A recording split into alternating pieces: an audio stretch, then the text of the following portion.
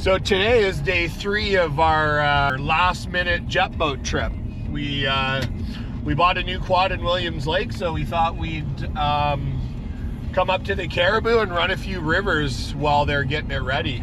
So today we're on our way to river number 2. So hopefully we'll have some more success. The log jam on the Mitchell yesterday caught us up pretty good. There was also about a 30-kilometer-an-hour wind.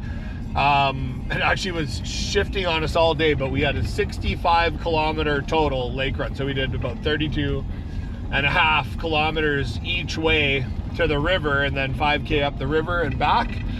And yeah, good day overall. Little sporty out there on the waves coming back, but that's all part of it. Boat was amazing. Hung out on a beach for a little while we let the waves in the main channel kind of die down a bit.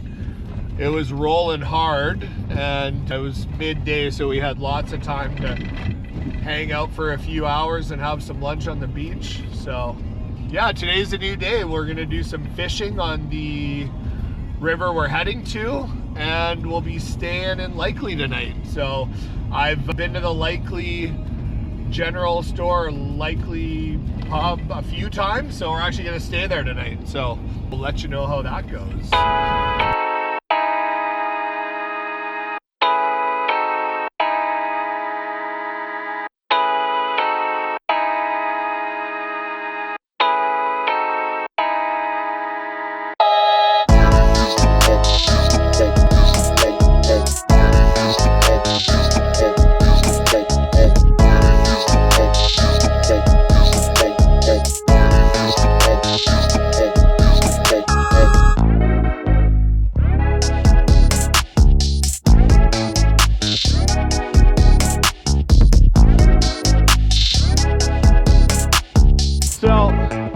Guys, we're out here running a river that we really enjoy up near Quesnel.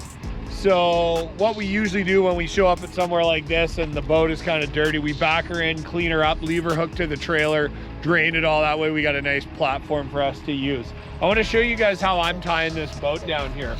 So I always put a strap over top, and I go to the inside D-ring on here. Now this isn't your primary connection. You want to make sure that the boat is fully supported and secured to the trailer. And I cannot stress that enough. If you're going to be pounding your boat over gravel roads and you have a jet foot, that's a 300-pound motor. You have to support that somehow.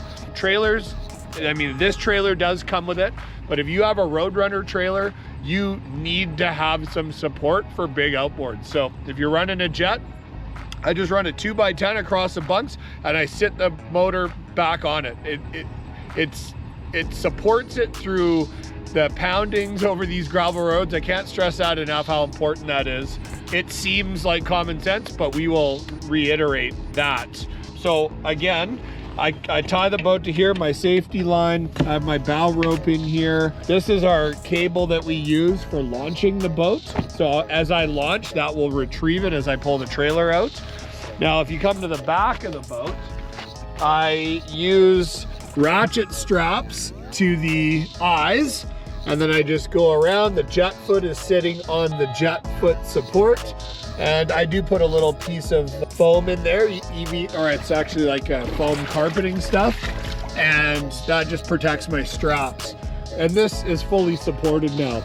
And this is a very common practice for us, is running gravel roads. It's all part of real jet boating. So yeah, that's how we tie her down. So we're gonna dip this in and clean it up. The lake's super warm.